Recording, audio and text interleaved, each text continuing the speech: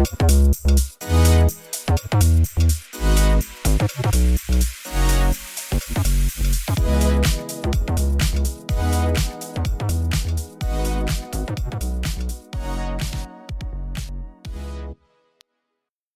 everybody. So before we get into today's episode, I think we were so excited to have our first guest that we kind of just jumped right into things and didn't do much of an intro. So today's episode, we brought on one of our therapists, Morgan Musick. She actually just was granted her independent license. So congrats on your LPC, Morgan.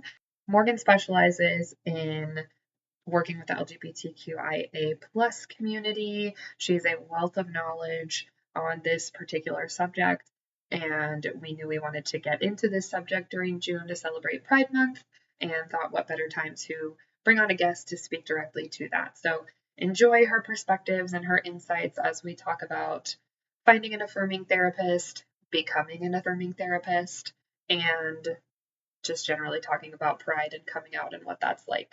Hope you guys enjoy today's episode. Hi, everybody. Welcome back to another episode of Prescribed Vibes. I'm Sierra. And I'm Stephanie, and today we're so excited to be joined by someone whose work we really admire, Morgan Musick. She is a therapist whose passion and niche is supporting LGBTQIA+ community. She's here to talk with us about coming out and the process of finding affirming providers. This is such an important topic, and we're really honored to have you, Morgan. Welcome to Prescribed Vibes. Hi, thank you both so much. I'm really excited to be here and open this conversation. Let's start with the heart of it. So coming out, it's often portrayed as a single moment, like one big reveal, but in reality, it's usually, I believe, a series of choices that happen over time. This is just me talking about what I've heard from clients and different people. I'm sure it's different for everyone, but Morgan, from your work with clients, how do you describe the emotional experience of coming out? Yeah, so I think at its core, coming out can be a really complex experience. It's not always what we see in the movies where like there's this big reveal and emotional outpouring. I think there's kind of an emotional archaeology to it. So we're unearthing layers of internalized shame, fear, confusion, maybe messages we absorbed as kids, things we learned from culture, religion, sometimes even our families, that who we are is wrong, too much, not enough. I think for a lot of people that weight settles in. And before we even come out to the world, there's also a piece of coming out to ourselves.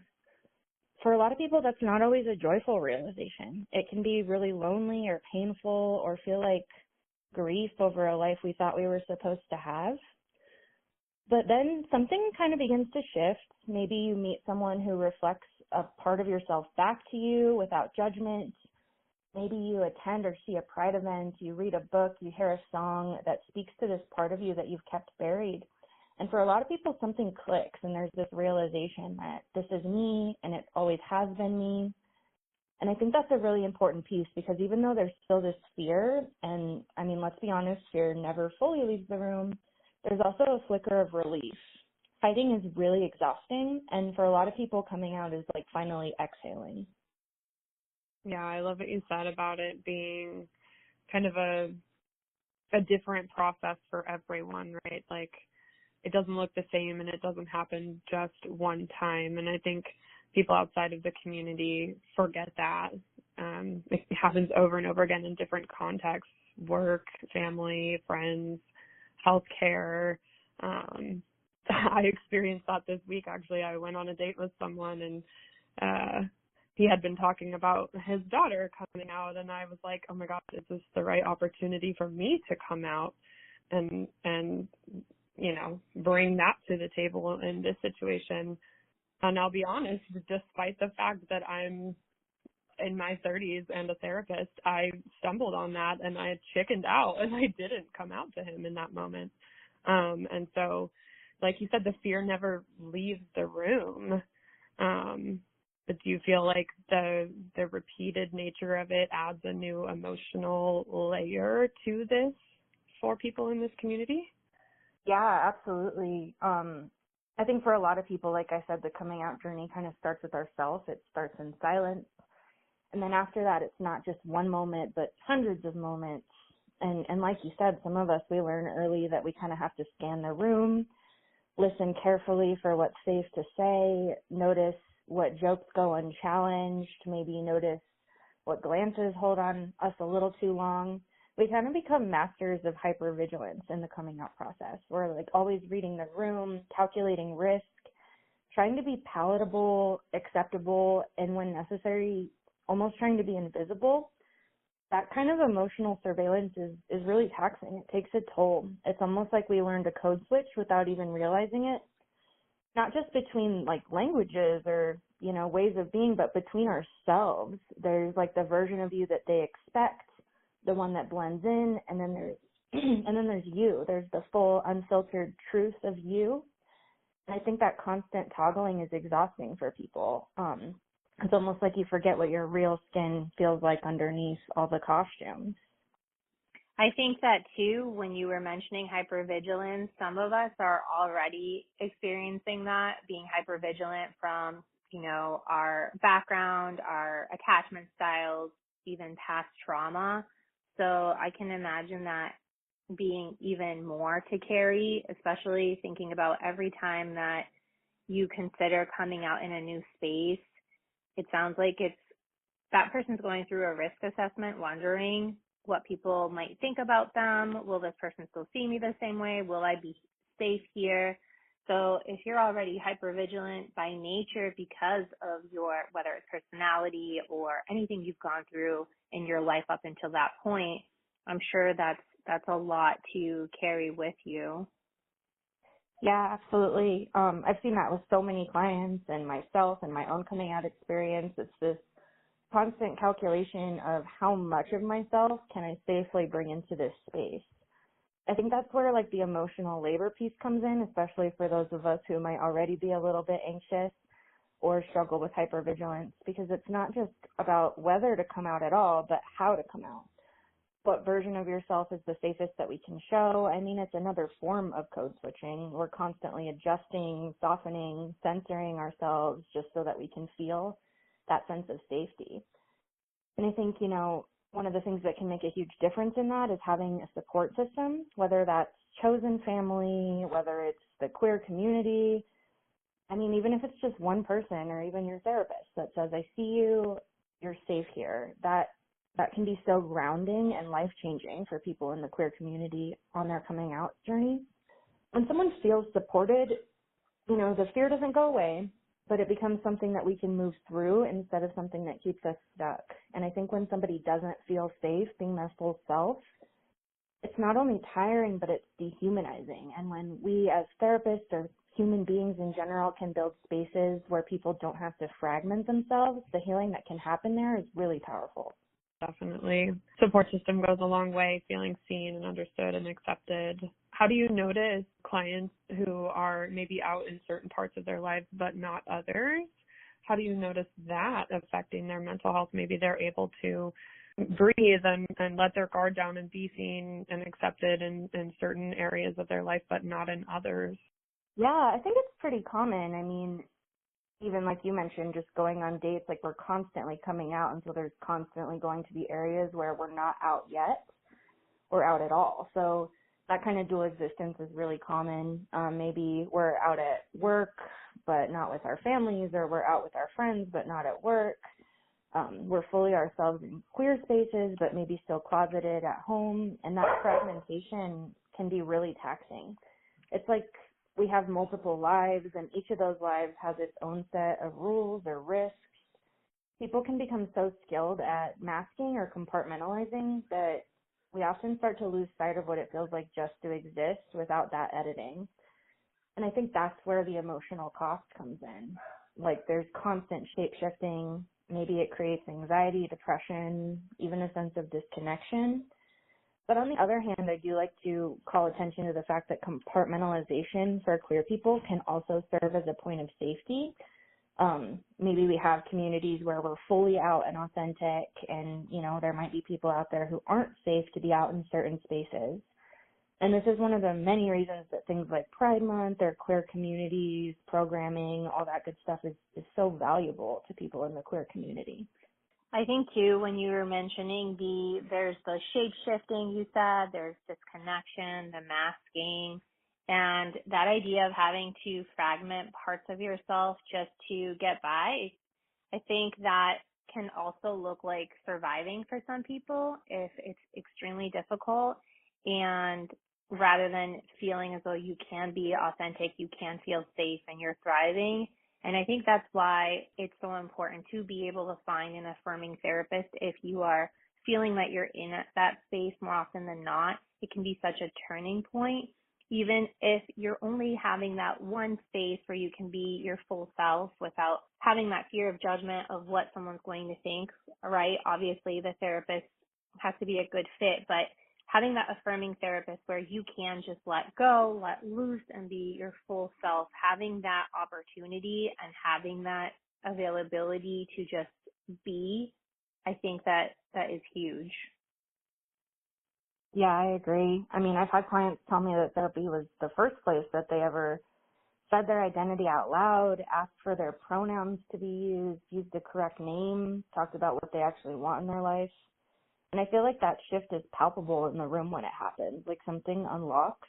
I think for all of us, there's something really sacred about being fully seen without that editing that we've been talking about, without confusion, without fear, when someone realizes that they don't have to explain themselves or that they're not being pathologized or judged or condemned.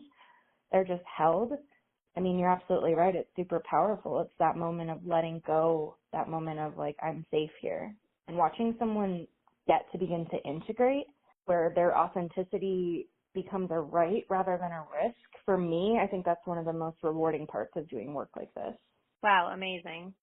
Yeah, I love that you mention it as a right rather than a risk, because a lot of times it almost feels like, okay, I'm going to jump off of this cliff into the water again, and I know that I, haven't hit any rocks on my way down in a while, but what if I hit one this time?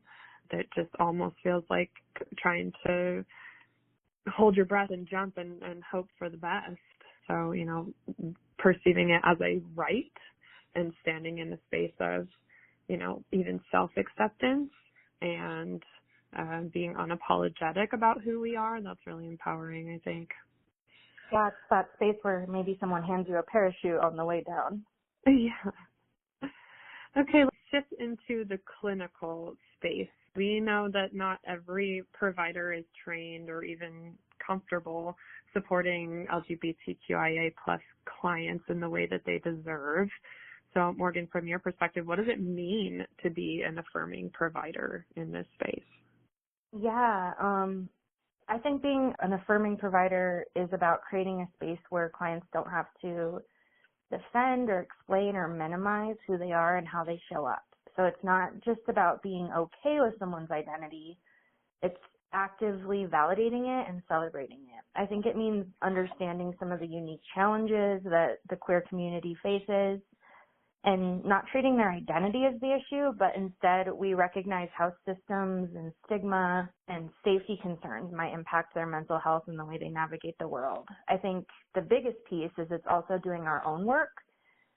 So maybe we're learning or unlearning messaging that's impacted us in the way we view the queer community. Maybe we're paying attention to internalized homophobia we might carry with us, and we're staying humble in the way that we show up. I think it comes up everywhere. We're using correct names and pronouns, inclusive intake forms, being aware of how trauma might show up for people navigating marginalized communities. I mean, it's recognizing that if you are a straight or cis provider, you benefit from the heteronormative systems that we have in our society while your client is actively harmed by them. I think, in short, affirming care sends the message that you're not too much, you're not broken, and you're allowed to take up space here and everywhere. And as you're talking about clients seeing therapists and having that, I'd like to hear a little bit more about how can clients spot whether a provider is truly affirming? What are some green flags or maybe some red flags that people should look for when trying to find an affirming therapist?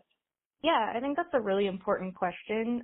A really good place to start is by looking at or learning about how the therapist talks about identity. Maybe this will be on their website or during that first contact or consult, but green flags can be a lot of things. It can be inclusive language in their bios, clearly stating experience working with LGBTQIA plus clients, or listing like specific training in gender or sexuality.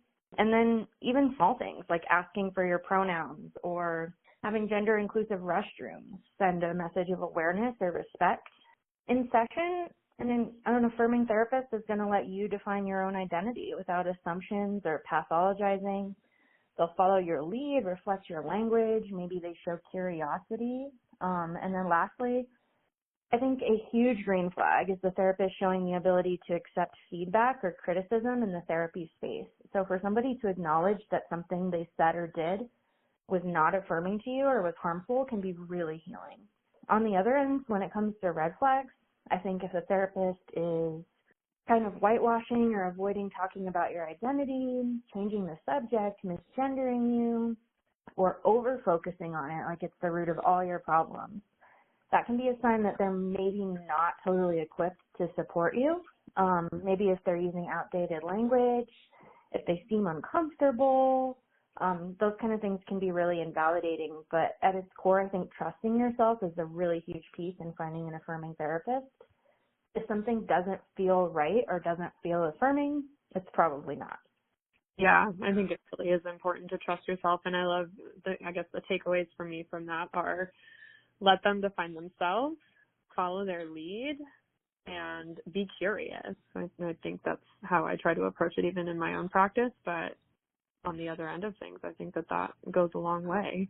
So I'm curious, what are some of the biggest barriers that you've noticed clients face when trying to access affirming care? Do you think it's still hard to find LGBTQIA plus competent therapists for these clients? Yeah, I think the competency is growing, and that's a really beautiful thing, but it's still really hard. One of the biggest barriers is just finding therapists that are competent and affirming. A lot of people might say that they're LGBTQIA plus friendly or they're allies, but that doesn't always mean that they have the training or even the lived understanding, which to a lot of people is really important to show up in a way that feels safe and validating. And then cost and access are huge. Many queer and trans folks are navigating financial barriers, maybe insurance issues, living in areas where affirming care just isn't accessible. And then even when they do find someone, they're wading through microaggressions, misgendering, assumptions. And there's the emotional toll, the fear of having to educate your own therapist, or even worse, being harmed by somebody who is supposed to help. I think for a lot of people, again, it's another risk assessment. That level of vulnerability can be really hard to take on, especially if you've already had negative experiences in healthcare or mental health spaces. So yeah, I think the barriers are really real, but the need is just as real, which is why we really need to see more therapists doing this work from a place of commitment rather than just checkbox inclusion. Wow, yes, there's a lot there that you've mentioned, and I can't imagine having to do that risk assessment with your therapist as well, because you really just never know. But I want to hear, I know you touched on this a little bit.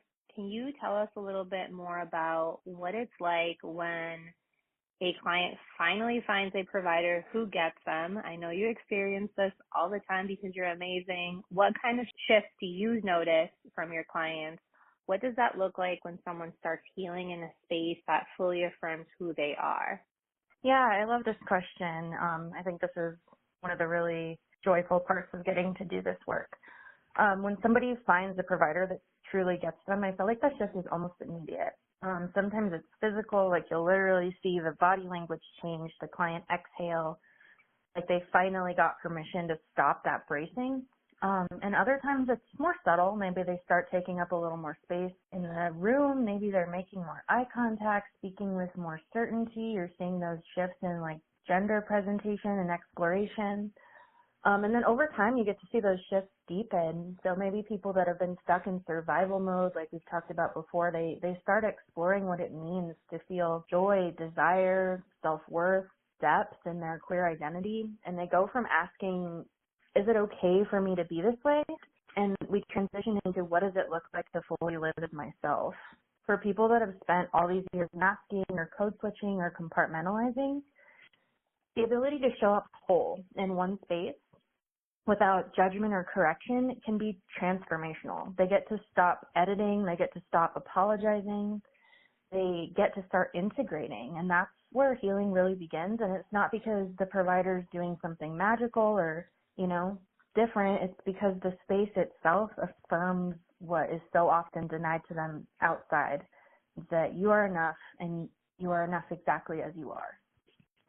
Right. And I think that's why it's so key to find that affirming provider. And just some of the things you mentioned just made me feel so happy that exists out there and that clients are feeling so good. I can't imagine the increased confidence and relief that they feel as time goes by. And like you said, it deepens. That's amazing. Yeah, I think honestly, Morgan, that was really well said. I guess one of the most beautiful things that I see is, like you said, that deepening. All of a sudden, they get to start to feel comfortable and explore this side and understand themselves better and determine, defining themselves and how they want to present in the world and move through it. And so just watching someone grow in those ways, just, again, we're not doing anything aside from holding space and creating a tone to where they can explore those things and be more aligned with who they are. I love to watch that in a client. So for anyone listening who's thinking about coming out or is in the middle of that journey, what do you want them to hear from this today? What do you want them to take away? Yeah, I'd want them to know, I think first and foremost, that there is no right way to come out. There's no timeline you have to follow. And coming out safely in all spaces is not a privilege that's afforded to everyone, though it should be. So whether you're out to everyone or just a few people or even just to yourself, you are still valid. You're not behind and you're not doing it wrong. Coming out is so deeply personal. It's about safety and readiness and support, and you get to decide what's right for you. But also, I want you to know that there is nothing wrong with who you are, and that fear and shame that was taught to you is not yours to keep.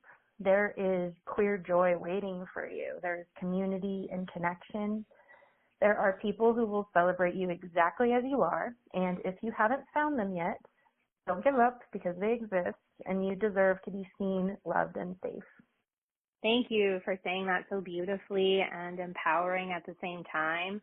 And for therapists that are tuning in, maybe those who want to be affirming but aren't sure where to start, and I love this question. So there's a therapist that's like, okay, I want to work with this community and I want to be affirming. What would you say to them? Yeah, I think first I would want to applaud them for being willing to take on that growth process, especially if you've been taught different messaging around the queer community or LGBTQIA plus people in general. I think it's huge to be able to acknowledge that you want to take a step forward. And I would say to start with curiosity and humility. Being affirming isn't about having all the right words or never making a mistake. It's about showing up with the willingness to learn and to do better. Maybe seek out training from LGBTQIA plus educators or clinicians and reflect on your own biases. Maybe look at your own internalized homophobia. Look at the ways the messaging you learned is showing up in the world. Look at your forms, even your office decor, your language. Ask yourself, what messages am I sending before you even speak to the client? And most importantly, I think it's really crucial that we center on our clients' lived experiences. They are the expert in their own identity. And if you mess up, own it, because repair can be such a powerful part of trust. Affirming care, in my opinion, is not a specialty. It's an ethical baseline, and it's something that every therapist can grow into as long as we're willing to stay open, grounded, and accountable. Oh my gosh, I got chills when you said that it's an ethical baseline. That is such an amazing way to define that. Okay, before we move on, I want to go a little rogue, and if you don't want to go into this, we can totally edit this out, but this episode is going to come out during Pride Month. And I have heard just in my own, interactions in the world, people really questioning or judging, not understanding why Pride Month exists, why we have parades, why we have all of these outward displays of not only pride, but of alliance, right? And so if you're comfortable speaking to that, what would you tell someone who is struggling to understand or accept this outward display so maybe they understand it or accept it a little bit better? Yeah, I actually love this question. The short answer is that Pride is a platform for affirmation of identity, right? It's a chance for us to say you're valid, loved, you belong. But from a historical standpoint, Pride Month exists because of LGBTQ plus history. It honors the Stonewall uprising that happened in New York City in the 60s. And this was a really pivotal moment for the modern LGBTQIA plus rights movement. So Pride Month, similar to Black History Month, commemorates the struggle against the systemic oppression, police brutality, and social marginalization that the queer community has faced. And for a lot of people, Pride is an opportunity for visibility, which can be really empowering and protective. So Pride Month allows individuals to live openly and authentically, and it challenges the invisibility that many of us still experience in society, media, politics, all kinds of places. And then I think the other really important piece is awareness and education for the queer community and for everyone else to learn more about the health disparities, legal rights, intersectionality, mental health. And lastly, it's really just a celebration of progress and culture. I mean, the queer community is so resilient and creative and joyful. And I think Pride is just that. It's a celebration of those pieces of the identity of the queer community. So it's both a celebration and a protest, which I think is pretty cool. Amazing answer. Thank you so much. I think it overall, at least I guess my own perspective, is it distills some of the fear. I think a lot of us in the community, there, like you said at the top of the episode, there's always some sense of fear that doesn't always go away completely. And so I think Pride Month and these outward displays give us permission to kind of set that fear down a little bit and be seen, and not only be seen, but protected. Yeah, thank you so much for joining us, Morgan. Your insight is so powerful. We're grateful to have you. Absolutely. Thank you for having me. I'm super passionate about this topic, so it was a joy to be able to talk about it. Absolutely. And it's been so empowering. I love listening to all your responses, and it gave me a lot to think about. I love when you mentioned the office decor when you were talking about therapists reflecting and just keeping so much in mind. There's so many different components that go into it. But overall, what I love is that you've made it really clear that clients, people deserve to be seen, supported, and celebrated. So whether you're coming out or just coming home to yourself, thank you so much for being so empowering and thoughtful in your responses. It's been a pleasure to have you. Absolutely. Thanks for having me on. All right. We will see you guys next time on Prescribed Vibes. Remember, your vibe matters and your truth does too. Today's vibes are prescribed as affirming.